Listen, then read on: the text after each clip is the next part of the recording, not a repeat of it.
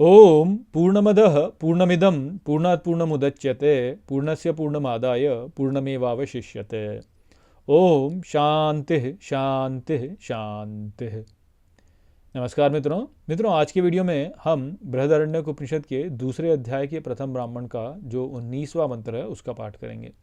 तो ये देखते हैं कि ये मंत्र क्या कहता है। तो जो मंत्र है वह कहता है, अथ यदा सुषुप्तो भवति, अर्थात अब जब सुषुप्त होता है, यदा न कस्यचन वेद, अर्थात जब कुछ भी नहीं जानता, हिता नाम नाड्यो द्वासप्ततिः सहस्राणि हृदयात् पुरीततमभि प्रतिष्ठन्ते, अर्थात हिता नाम की 72 सहस्र नाड़ियों द्वारा हृदय से वक्षस्थल में स्थित रहता है।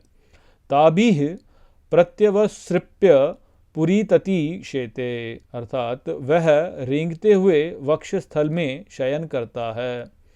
स यथा कुमारो व महाराजो व महाब्राह्मणो वातिघ्निम आनंदस्य गत्वा शयीत, अर्थात वह जैसे कुमार या महाराजा या महाब्राह्मण आनंद की मणि को ग्रहण करके शयन करता रहता है।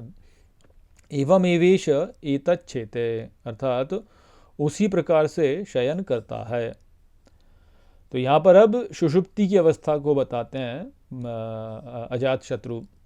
तो वो कहते हैं कि जब वह सुषुप्त होता है और जब वह कुछ भी नहीं जानता, तब वह हिता नाम की 72 सहस्र नाड़ियों द्वारा हृदय में वक्षस्थल में स्थित रहता है और ऐसे रेंगते हुए वक्षस्थल में शयन करता है जैसे कुमार या महाराजा या महाब्राह्मण जो है वह आनंद की मणि को अपने हृदय पर ग्रहण करके शयन करता है। तो वह उसी प्रकार से शयन करता है वहाँ पे।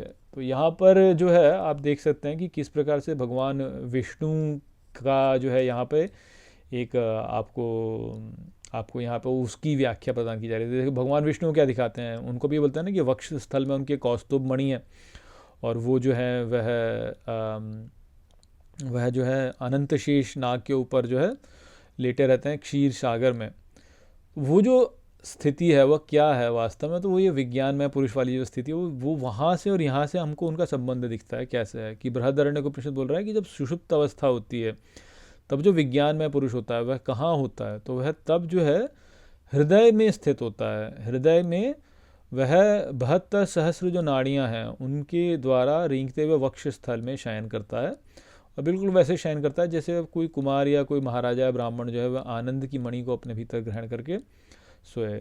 अब ये बताइए, देखिए जो कौस्तुभ मणि है वो क्या है, तो वह माता लक्ष्मी है ना, क्योंकि माता लक्ष्मी ही जो है वह कौस्तुभ मणि प्रदान करने वाली हैं। और आप देखिए कि जो देवी हैं वह कहाँ पे वो उनका वास है, तो मणिद्वीप पे उनका वास है बोला जाता है। मणिद्वीप से यहाँ पे यही जो मणि है वह ही बताया जा रहा है। तो ये जो मणि है ये क्या है, ये आप इसको ऐसे समझिए। देखिए कि जो ये हमारा चित्त है ना, जो हमको मिला है, ये चित्त वास्तव में एक मणि है। क्यों? क्योंकि इस चित्त में रस लेने की क्षमता है या रस देने की क्षमता है। इसमें हम जब जो भी कुछ अनुभव करते हैं इस चित्त द्वारा ही तो अनुभव करते हैं ना। और ये जो चित्त है, इस चित्त पर हमारा संपूर्ण नियंत्रण है। बाहर के संसार में क्या हो रहा है, कैसे हो रहा है, वो तो हम नियंत्रित कर नहीं सकते, किंतु ये जो हमारा चित्त है इसको हम नियंत्रित कर सकते हैं। और यदि यहाँ पर हम आनंद में हैं तो बाहर कुछ भी चलता रहे हम पर उसका कोई प्रभाव होगा नहीं। तो ये जो चित्त है हमारा, ये चित्त ही वास्तव में देवी हैं। ये जो चित्त है इसके द्वारा ही वास्तव में पुरुष जो है वह आनंद लेता है। जैसे कोई ऐसे देखिए, जैसे कोई सुंदर व्यक्ति है, जब वो सुंदर व्यक्ति अपने आप को देखेगा तो दर्पण में अपने आप को देखता है ना, और अपने दर्पण में अपने आप को देख करके अपनी सुंदरता को निहार के प्रसन्न होता है। तो ठीक उसी प्रकार से भगवान जो हैं वह वो व्यक्ति हैं और दर्पण में जब वो देखते हैं तो उनको कौन दिखाई देता है, तो उनको चित्त दिखाई देता है, तो उनको देवी दिखाई देती हैं वास्तव में। जैसे प्रकाश और विमर्श बोला है ना, भगवान शिव प्रकाश हैं और देवी जो है वो विमर्श हैं। तो भगवान अत्यंत सुंदर हैं। भगवान कृष्ण बोलते हैं ना कि भगवान कृष्ण बहुत सुंदर बोलते हैं, भगवान कृष्ण बहुत सुंदर है, राधा रानी को बोलते हैं बहुत सुंदर है। ये तो क्या वो चक्कर क्या है? वो चक्कर ये है कि भगवान है अत्यंत सुंदर। तो हमारा जो वास्तविक स्वरूप है वह अत्यंत सुंदर है, बहुत सुंदर है वो। और जो हमारा मन है वह मणि, वह जो है वह प्रतिबिंब है, वो एक वह एक दर्पण है जिसमें कि हम स्वयं को देखते हैं। और जब हम स्वयं को उसमें देखते हैं तो हम अपने प्रतिबिंब को देखते हैं, तो वो प्रतिबिंब चित्त में ही दिखाई दे रहा है। भगवान जो है वह, वो हमारा स्वरूप जो है, हमारा वास्तविक जो स्वरूप है वह वास्तव में भगवान ही हैं, वह ही हम हैं वास्तव में। और जब हम चित्त को अनुभव करते हैं, तो चित्त को अनुभव करते हैं तो वो जो चित्त है वह ही वास्तव में देवी है। और हमारे सुंदरता इतनी अधिक है कि हम जब देखते हैं उसमें तो हमको हमारी सुंदरता दिखती है। और वो जो सुंदरता है, उस सुंदरता की पुष्टि हम चाहते हैं। हमारे अंदर कहीं ना कहीं से जो है वो संशय उत्पन्न हो गया कि क्या मैं सुंदर हूँ या मैं नहीं सुंदर हूँ। और क्योंकि वह हमारे मन में वो संशय उत्पन्न हो गया कि क्या मैं सुंदर हूँ या नहीं हूँ, तो हम उस सुंदरता को सिद्ध करने का प्रयास करते हैं कि भाई मैं सुंदर हूँ। और क्योंकि हम उस सुंदरता को सिद्ध करने का प्रयास करते हैं, तो उसको लेकर के ही जो है हमारे जीवन में सारी बातें आती हैं। क्या आती हैं बातें? कि भाई मैंने बहुत सारा धन कमा लिया तो अब मैं सुंदर हूँ, मैं सुंदर हूँ अब, ये हमको लगता है क्योंकि मैंने धन कमा लिया। या मान लीजिए कि मेरी बहुत प्रतिष्ठा है संसार में, जगत में सब लोग जो है मेरे को वाह वाह करते हैं, तो अब मैं सुंदर हूँ। तो वो जो हमारा मन में संशय है कि क्या मैं सुंदर हूँ या मैं नहीं हूँ, उस संशय को मिटाने के लिए ही हम जीवन में सारे प्रयास करते हैं। कि हम बड़ा घर लेते हैं तो लोग बोलेंगे वाह भाई ये तो बहुत बड़े घर में रहता है तो मैं सुंदर हूँ। या हम ऊंचे पद पे हैं तो मैं सुंदर हूँ क्योंकि मैं ऊंचे पद पे हूँ। तो ये जो दूसरों का वैलिडेशन हमको चाहिए होता है ना, सारी बातें यही हैं। हर व्यक्ति जो है इस जगत में वो क्या चाहता है? वो यही चाहता है ना कि भाई मेरा सम्मान हो, कि मुझसे सब मीठी बातें करें और मुझे सब सम्मान दें, मुझे सब अच्छा माने। यही जो चाहता है हर व्यक्ति। तो अब क्योंकि वो जो बात है वो कहाँ से आ रही है? वो इसी बात से आ रही है कि हमारे मन में एक संशय उत्पन्न हो गया है कि क्या मैं सुंदर हूँ या मैं सुंदर नहीं हूँ। अब बात यह है कि अब मैं सुंदर वास्तव में हूँ, किसी और को सिद्ध करने की आवश्यकता नहीं है। मैं सुंदर हूँ यानी मैं सुंदर हूँ। अब वो अवस्था जो व्यक्ति प्राप्त कर लेगा वो जो है वह ही मुक्त हो जाएगा, जो ये जान लेगा कि भाई मुझे किसी और की आवश्यकता नहीं है, मेरा संशय मिट गया कि मैं सुंदर हूँ कि नहीं हूँ, क्योंकि मैं सुंदर हूँ। और वही व्यक्ति जो है वो केवल अपने आप को सुंदर नहीं मानता है, फिर वो हर किसी को सुंदर मानता है। क्यों? क्योंकि हर कोई वही तो है। तो गहरे में यदि देखा जाए तो सब सुंदर ही हैं वास्तव में। आप इसको ऐसे समझिए जैसे कोई सुंदर व्यक्ति है, मान लीजिए कोई सुंदर व्यक्ति है और वो ऊपर से जो है मान लीजिए उसने ऊपर से वस्त्र जो है वो मैले पहन लिए। तो अब मैले वस्त्र उसने यदि पहन लिया तो उसकी सुंदरता क्षीण हो गई। परंतु यदि वो मैले वस्त्र उतार देगा तो क्या होएगा? वो पुनः सुंदर हो जाएगा। मैले वस्त्र उतार के यदि वह अच्छे वस्त्र पहन लेगा तो पुनः सुंदर हो जाएगा। तो जो जगत में हम जो सभी लोगों में देखते हैं कि हमको जो उनमें जो भद्दापन दिखाई देता है, वो भद्दापन जो है वह वो वस्त्र है जो कि हमने डाल लिए, गलत वस्त्र हमने डाल लिए अपने ऊपर, और गलत वस्त्र डाल लिए तो अब भद्दे हो गए वास्तव में। परंतु यदि हम ठीक वस्त्र पहन लें तो हम पुनः सुंदर हो जाएंगे। तो अब वो पुनः सुंदरता जो प्राप्त हम करेंगे वह कैसे प्राप्त करेंगे? तो जो सुंदर वस्त्र पहन के प्राप्त करेंगे। तो अच्छी चीज़ें यदि हम पकड़ लेंगे तो हम अच्छे हो जाएंगे, बुरी चीज़ें पकड़ लेंगे तो बुरे हो जाएंगे। तो वो तो हमने जो पकड़ा है वो तो उस पर है, और वो जो हमने पकड़ा है वो सदा के लिए तो है नहीं, वो थोड़े समय के लिए है, क्योंकि वो परिवर्तित होता रहता है। वस्त्र तो हम बदल सकते हैं, कभी भी बदल सकते हैं। अभी आज हमने कुछ वस्त्र पहन लिए, कल कुछ और पहन सकते हैं। बस हमको ये जानना है कि वस्त्र सुंदर कौन से होते हैं। परंतु जो हमारी भीतर से जो आंतरिक सुंदरता है वह तो सदा ही है ना, तो वह तो सदा ही है। तो वो जो स्थिति है उसको अब यहाँ पे हमको समझना है कि वो मणि जो है वह सुंदर मणि को लेकर के जैसे राजा बैठता है, तो वो मणि जो है वही हमारी सुंदरता है ना।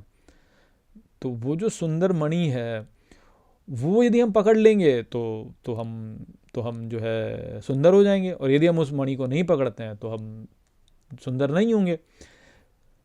तो वो वाली बात है यहाँ पे। जो देवी हैं, देवी वास्तव में कि बहुत सुंदर मानी जाती हैं, देवी बहुत सुंदर हैं। तो देवी बहुत सुंदर है से अर्थ क्या है कि जो हमारी आंतरिक सुंदरता है वह आंतरिक सुंदरता ही यदि हम पकड़ें और मलिनता को हम ना पकड़ें तो हम सुंदर ही रहेंगे। और वो जो विज्ञानमय पुरुष है, वो विज्ञानमय पुरुष वास्तव में वैसे ही सुंदर ही है, वह सुंदर ही है वास्तव में, उसको और किसी चीज़ की आवश्यकता नहीं है सुंदर होने के लिए।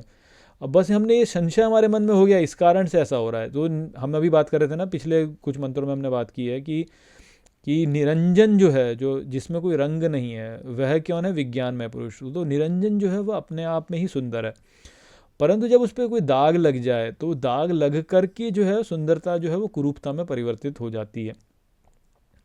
तो जो सुषुप्ति वाली हमारी अवस्था है, वह सुषुप्ति वाली अवस्था में कोई रंजन है ही नहीं वास्तव में, उसमें कोई रंजन है ही नहीं। वो ना तो किसी राष्ट्र से जुड़ा है, ना वो किसी धार्मिक संप्रदाय से जुड़ा है, ना वो किसी कुल से जुड़ा है, ना वो किसी जाति से जुड़ा है, ना वो किसी लिंग से जुड़ा है, ना वो किसी अन्य किसी भी वस्तु से जुड़ा है। वह शुद्ध है वास्तव में, अपने आप में शुद्ध है, उसमें कोई भी इस प्रकार की मलिनता नहीं है। परंतु जैसे ही हमारे अंदर ये बातें आती हैं कि जी मैं तो इस राष्ट्र का हूँ और जी ऐसे होना चाहिए और जी ये क्यों नहीं होता है, तो बस वहीं से जो है हम कुरूप हो जाते हैं, वहीं से हम कुरूप हो जाते हैं। जैसे देखिए, जो छोटा बालक होता है, एकदम छोटा नन्हा शिशु, जब वो जन्म लेता है तो वो भी निरंजन है वास्तव में। उस समय पे वो किसी को भी भद्दा नहीं लगता है, कोई भी ऐसा नहीं बोलेगा कि यार ये सुंदर नहीं लग रहा। हर कोई ये बोलता है कि छोटा बालक सुंदर है, कोई भी बोलेगा अरे देखो कितना क्यूट है, कितना प्यारा है, कितना सुंदर है। क्यों है ऐसा? क्योंकि उसमें कोई रंजन नहीं है, ना तो वो किसी राष्ट्र का है, ना वो किसी संप्रदाय का है, ना वो अपने आप से बाहर। हम लोग भले जो बोले सो बोलें उस पर, परंतु वह स्वयं को ना तो किसी राष्ट्र का मानता है, ना किसी धार्मिक संप्रदाय का मानता है, ना किसी जाति का मानता है, ना किसी कुल का मानता है, किसी का नहीं मानता वो अपने आप को। और क्योंकि वह स्वयं को किसी का नहीं मानता, इस कारण से वह सबको सुंदर लगता है, वह सबको सुंदर लगता है। तो ठीक यही बात जो है विज्ञान में पुरुष के ऊपर भी लागू होती है, और यही बात एक सुषुप्त व्यक्ति पर भी लागू होती है। जब कोई व्यक्ति सो रहा होता है तो सुंदर ही लगता है। कोई भी व्यक्ति सो रहा होता है तो हमको सुंदर लगता है। क्यों सुंदर लगता है? वो इसीलिए सुंदर लगता है क्योंकि उस समय पर जो है वह रंजन से मुक्त है, और जैसे ही रंजन डाला ऊपर तो वो कुरूपता आ ही जाती है फिर व्यक्ति में। जैसे कोई बोले कि नहीं नहीं, मैं तो जी ब्राह्मण हूँ, मैं तो जी राजपूत हूँ, मैं तो ये हूँ, मैं तो जी मुसलमान हूँ, मैं तो हिंदू हूँ, मैं इस राष्ट्र का हूँ, मेरा ये पद है, मैं तो जी कमिश्नर हूँ, मैं तो डायरेक्टर हूँ। तो जैसे ही ये सब जुड़ा व्यक्ति में, वैसे ही उसकी कुरूपता सामने आ जाती है। तो वो जो मणि है, जो मणि बोला है कि भाई वो मणि को लेकर के, जैसे कोई कुमार या कोई राजा या कोई ब्राह्मण जो है जैसे जैसे सोता है, मणि को लेकर के जैसे सोता है, तो वो मणि हमारी जो होती है वो खो जाती है उस समय पर, वो मणि खो जाती है, और हम जो है नीचे गिर करके हमारी जो कुरूपता में अवस्था हो जाती है हमारी। तो इसलिए हमको यदि सुंदर बनना है, वास्तव में सुंदर बनना है हमको, तो हमको जो है किसी भी धार्मिक संप्रदाय से, किसी भी राष्ट्र, किसी भी सीमित इकाई से अपने आप को नहीं जोड़ना है कि मैं ये हूँ।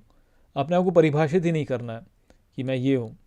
तो जब हम ऐसा करेंगे तो हमारा जो स्वरूप होगा ना, वह स्वयं ही ईश्वर स्वरूप हो जाएगा। क्यों? क्योंकि वो जो अवस्था है वह समता वाली अवस्था है। जैसे कहते हैं ना, भगवान गीता में क्या कहते हैं कि समम पश्यति सर्वत्र, मैं सबको समता से देखता हूँ, मैं सबको समता से देखता हूँ, मैं, मेरे लिए सब समान है। मेरे लिए ऐसा नहीं कि कोई अपने आप में मेरे को कोई किसी के प्रति मेरा जो है एक अपना मैं भेदभाव करता हूँ, ऐसा मेरे भीतर नहीं है। तो ठीक उसी प्रकार से हमको भी यदि वहाँ पहुँचना है तो हमको भी वैसा ही बनना पड़ेगा कि हम जो है समदर्शी हों। कहते हैं ना, पंडिता समदर्शिना बोला उन्होंने, कि जो पंडित होते हैं वो समदर्शी होते हैं, वो सबको समानता से देखते हैं। अर्थात वह ये नहीं देखते कि भाई ये इस राष्ट्र का है, वो उस कुल का है, वह इस जाति का है, ऐसे नहीं देखते। वो बस उसको देखते हैं कि हाँ भाई ये जो है दिव्य है, ये भगवान का अंश है। इस प्रकार से वो समदर्शी हो जाते हैं।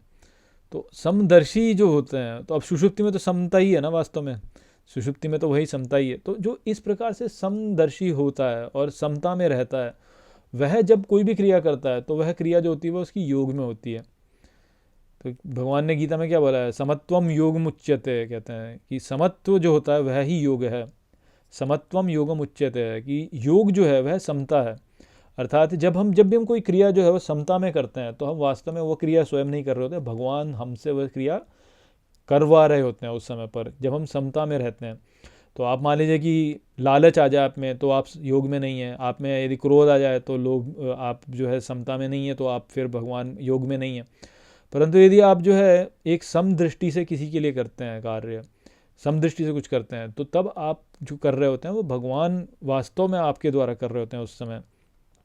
तो इतना बड़ा महत्व है वास्तव में समता का कि हम भेदभाव ना करें, हम ये ना देखें कि ये ऐसा है वो वैसा है। ये जो हमारा लोभ है, क्रोध है, जो भी कुछ होता है, ये केवल तभी उत्पन्न होता है जब हम विषम हो जाते हैं। जब हम विषम हो जाते हैं तभी ये सब होता है। आप में लोभ क्यों उत्पन्न होगा? आप में लोभ तभी तो उत्पन्न होगा ना जब आप बोलेंगे कि अच्छा मुझे मिल जाए ये, उसको ना मिले मुझे मिल जाए। तो जैसे ही ये बोला आपने कि मुझे मिल जाए उसको ना मिले, तो वो आपने अपने आप को उससे अलग मान लिया, तो समता खत्म हो गई, नष्ट हो गई, आपकी समता उस समय पे नष्ट हो गई। तो वो समता जो है वह समता भी वास्तव में योग है। तो सुषुप्ति में जो व्यक्ति है वह समता में है। अभी अभी जन्मा जो छोटा सा शिशु है वह समता में है। तो जब आप समता में हैं तब आप सुंदर हैं वास्तव में। और जैसे ही आप विषम हुए, वैसे जैसे आप में भेदभाव आया और आपने बोला अच्छा ये ऐसे वो वैसे, मैं यूँ कर लूँ वो वैसे करता है, तो तब आप विषम हो गए। और जैसे ही आप विषम हुए वैसे ही आप कुरूप हो गए, वैसे ही आप कुरूप हो गए। तो भगवान विष्णु जो है वह जो है इस प्रकार से यहाँ पे हमको समझ में आते हैं कि वह जो ये 72 सहस्र नाड़ियाँ हैं वो नाड़ियाँ हैं वास्तव में। जैसे सांप बोलते हैं ना कि शेष नाग या है, नाग हैं या सर्प हैं, वास्तव में तो क्या है? वास्तव में नाड़ियाँ हैं। वो नाड़ियाँ हैं, नाड़ी ही जो है, नाड़ियों में ही प्राण जो है वो प्रवाहित होता है, नाड़ियों में ही प्राण प्रवाहित होता है। तो जो नाग होता है, जो हम पुराणों में नागों के बारे में हम बात करते हैं ना, तो वास्तव में नाड़ियाँ हैं हमारी, सभी प्रकार की नाड़ियाँ। तो 72 सहस्र नाड़ियाँ हैं जो कि जो है हृदय के क्षेत्र में आते हैं। वहाँ पर उनके ऊपर बैठे हुए भगवान विष्णु जो है वो, ये वाली बात है। और यही चीज़ें आपको अन्य जगहों पे भी देखने को मिल जाएंगी। जैसे बाइबल में बोलते हैं कि भगवान की रूह जो थी वह जल के ऊपर तैर रही थी। तो क्या उसका अर्थ हो? यही अर्थ है उसका। ये हृदय जो है, हृदय स्थल में भगवान जो थे वह जल के ऊपर अर्थात क्षीर सागर, और नाड़ियाँ जो है वह वास्तव में प्राण है। और प्राण जो है वही वो ऊर्जा है, E=mc² इसको कहते हैं, जिससे कि सारा विश्व बना हुआ है। तो हर वस्तु जो है वो जिसमें उसमें जो एनर्जी है वही वो प्राण जो है वही ऊर्जा है। और उसी प्रकार से वास्तव में संपूर्ण जगत का प्रक्षेपण है आगे की ओर।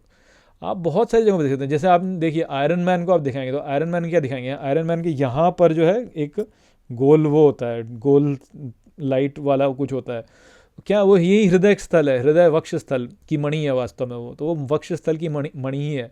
बहुत सारे उसमें दिखाएंगे आपको। जैसे आप यदि ट्रांसफॉर्मर से कोई और मूवीज़ देखें आप, तो उसमें आपको दिखेगा यहाँ पर जो है या तो कोई जेट इंजन का कोई इंजन लगा होगा यहाँ पे, या कुछ तो ऐसा होगा।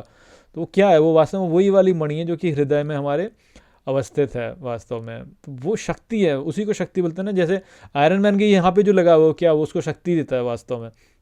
तो क्या है वो वही शक्ति है वास्तव में जो चलाती है। तो भगवान विष्णु के वक्ष स्थल पे जो कौस्तुभ मणि है वो यही वाली मणि है। वो क्या है? तो लक्ष्मी ही है वास्तव में। तो लक्ष्मी ही वास्तव में उनकी शक्ति है, या श्री जो है वो उनकी शक्ति है, जिसके द्वारा जो है वह संपूर्ण जगत को अपने चारों ओर प्रक्षेपित करते हैं। और वो कैसे है?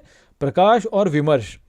जब प्रकाश है और विमर्श है वास्तव में, तो विमर्श में जो है सुंदरता है, वो सुंदरता अपनी देखते हैं वो। तो वो सारी बातें जो कि यहाँ पे बताई जा रही हैं, कैसे सुषुप्ति की अवस्था में। अब आप तो ये सोचिए, सोते हुए जब हम देखते हैं तो क्या देखते हैं कि भाई ऐसे करके हाथ ऐसे करके सो रहा है, ऐसे ही दिखाते हैं ना। तो वो भी क्या है? तो वही है कि अपनी यहाँ पर जो है ये हमारी शक्ति का स्थल है, हृदय है ना हमारा, हृदय हमारा है। भावनाओं वाली भावनात्मक ऊर्जा हमारी यहीं पर है, यहीं पर हम भावनाओं को अनुभव करते हैं, और जिनसे कि फिर हम आगे की ओर जो है इस जगत को प्रक्षेपित करते हैं अपनी भावनाओं के अनुसार। कैसा रंग हम चढ़ाते हैं, कैसे वस्त्र हम पहनते हैं, और वो वह वस्त्र जिस प्रकार के हम पहनते हैं उसी प्रकार से हमारा संसार हो जाता है।